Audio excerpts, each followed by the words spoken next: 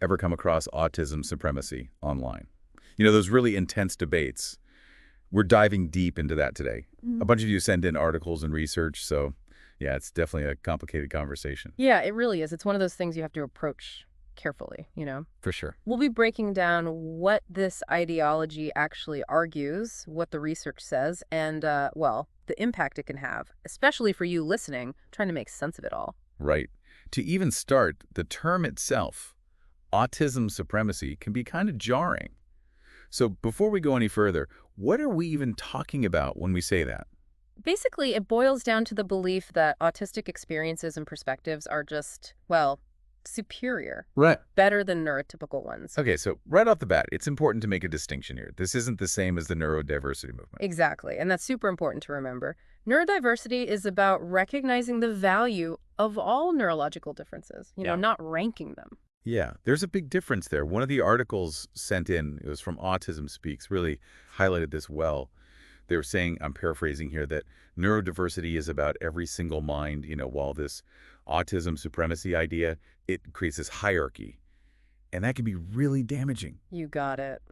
That's a key difference to keep in mind as we unpack all of this. So it's not about being proud to be autistic, which is totally valid, but more about claiming it's dominant. Exactly. And that can look like a lot of different things. Have you ever, like, in those online forums, you see someone dismissing a neurotypical person's view just because they're not autistic? Yeah, I've seen that. Doesn't matter how good their argument is. Right, right. So it becomes less about like a genuine conversation and more Mhm. about shutting down anything that's outside of their experience. Exactly. Another thing to watch out for is when someone sees everything through their autistic identity, like it becomes the only lens and you get this rigid us versus them kind of thing. That makes sense. One of the research papers you sent actually talked about this. They said, and I'm quoting here, such binary thinking can hinder constructive dialogue and understanding between neurotypical and neurodivergent individuals. Right. It's like building a wall instead of, A bridge. yeah, a bridge, exactly. Yeah. And that's where the danger comes in. So while some people might say it's about taking back power, it could actually be doing the opposite. Totally. It can create this harmful cycle. Now, this isn't to say that anger or frustration from some autistic people is wrong or anything like that. Right. It makes sense, especially with how much misunderstanding and mistreatment there's been. Yeah, it's more about making sure those feelings lead to something good, right? Not burning bridges, but building them. You got it. And that's why understanding how autistic identity develops is so important. And you've got some really interesting research on that, which we'll get into right after this. So before we were talking about how autistic identity develops and how understanding that is really important, especially in a world that doesn't always get it. Yeah, and this research you sent over, it really gets into that. One study from the Journal of Autism and Developmental Disorders, they talk about how many autistic people, they go through this process of self-discovery, Yeah. trying to figure out their own experiences, especially when the world's telling them they're different. He's like, on top of everything else about growing up, there's this whole other layer they're navigating. Totally. And it's a journey, right? It's got its Mhm. ups and downs, Yeah. confusion, frustration, even anger at the barriers they face. Just for being who they are, it's tough. Which makes sense. When you run into prejudice or you're left out, those feelings are going to come up. Absolutely. And that's what's so important to remember. We have to separate those very real feelings from buying into something like autism supremacy. One's about personal growth, understanding. The other's about putting one group above another. So knowing about identity formation, how does that help us make sense of all this? For someone listening, what's the takeaway? I think it pushes us towards empathy, towards thinking about the nuances. We need to remember everyone's coming to this with different backgrounds, different experiences, their own personal journeys. It all shapes their views. That's such a good point. Instead of judging, it's about trying to understand why someone believes what they do. Exactly. And that understanding, that's what can help us build bridges, build more inclusive communities. And speaking of building bridges, we've talked a lot about the downsides, but what does a positive path look like? A more inclusive approach, especially for someone wanting to learn more, like you listening right now. Well, one of the articles you sent in from the Autistic Self-Advocacy Network, it really stressed how important it is to listen to autistic voices, to really value what they have to say. To give them that space to share Right. directly from their experience. Exactly. It's about moving away from speaking for them and instead creating spaces where they can speak for themselves. Because at the end of the day, they're the experts on their own lives. Absolutely. And when we listen, When we're open to hearing what they have to say, we learn so much. We can start to dismantle stereotypes, challenge our own biases, build real connections. It's about seeing each other, recognizing the humanity no matter how our brains work. Exactly. And that's where the power of inclusion is. It's realizing that our differences, they actually make us stronger and more resilient. It's not about erasing differences, it's about celebrating them. Exactly. And it takes all of us working together. And that brings us to a big question. How do we challenge those bigger barriers? Yeah. The systemic ones that cause so much division in the first place. It feels huge, but Yep. you've got some good insights on this. Yeah, it's a long game for sure. It's not a quick fix, It takes a multi-pronged approach, I guess you could say. So where do we even start?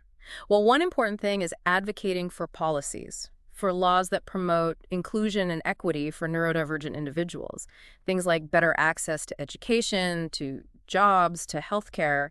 So it's about creating a more level playing field so everyone has a shot. Precisely. Mm-hmm. It's about getting rid of those barriers that are holding people back, preventing them from reaching their full potential, really. And you mentioned challenging our own biases too, both conscious and unconscious. Yeah, absolutely. We all have biases. It's just part of being human.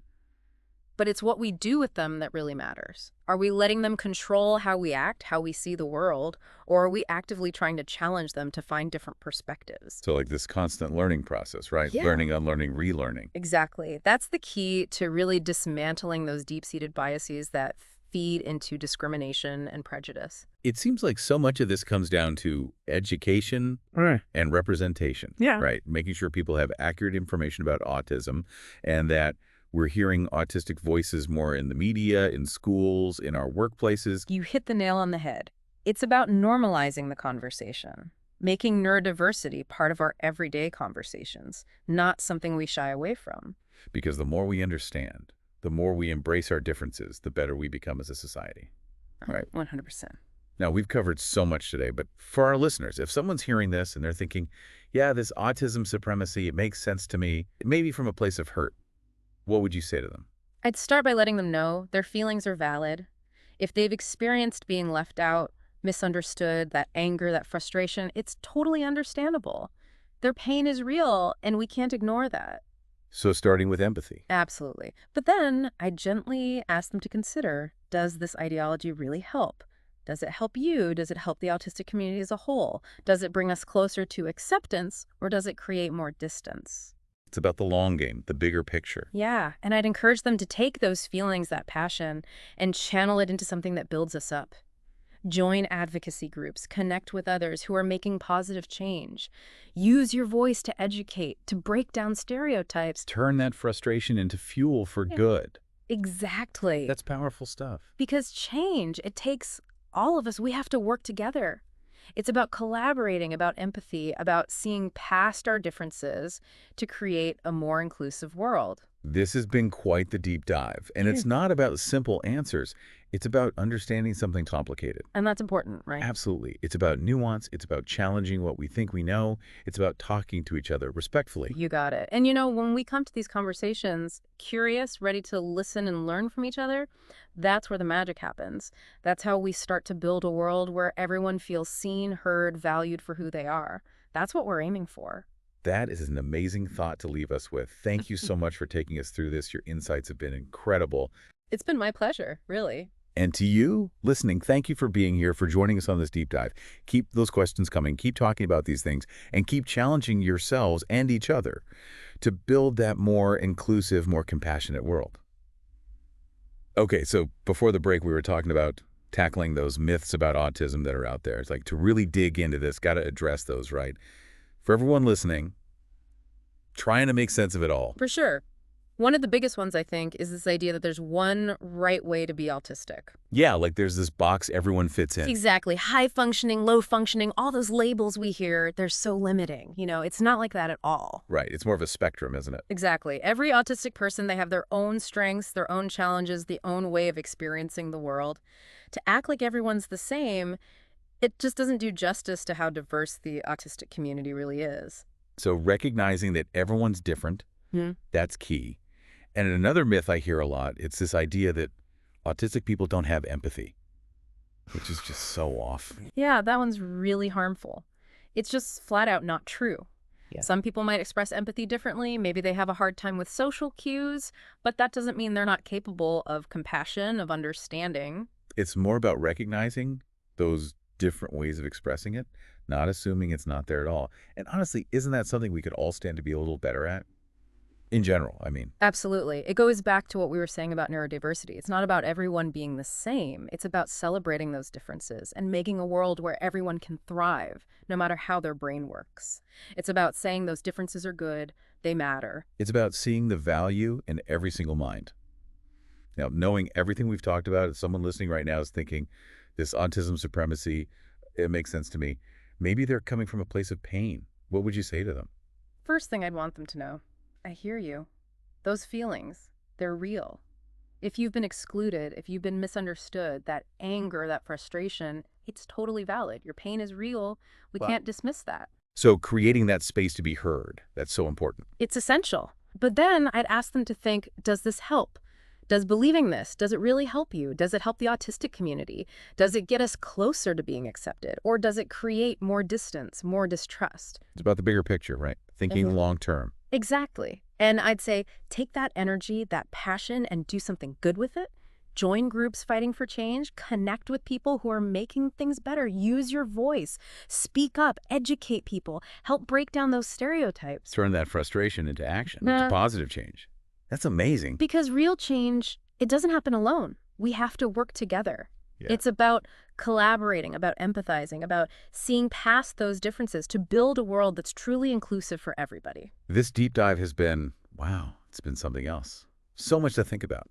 And it's not about easy answers, is it? No, not at all. It's about looking at the nuances, challenging what we think we know, and talking to each other with respect. You got it. Yeah. And you know what? When we come to these conversations open-minded, ready to listen, ready to learn from each other, that's where things get really interesting. That's when we can start building that world where everyone feels seen, heard, valued for exactly who they are. That's what we're going for. That's what it's all about. Yeah. This has been incredible. Thank you so much for taking us through all of this. Your insights have been so valuable. Lucky to be here, really. And to everyone listening, thank you for joining us on this deep dive. Keep those questions coming, keep the conversations going, and keep challenging yourselves, challenge each other to build that more inclusive, more compassionate world. We'll see you next time.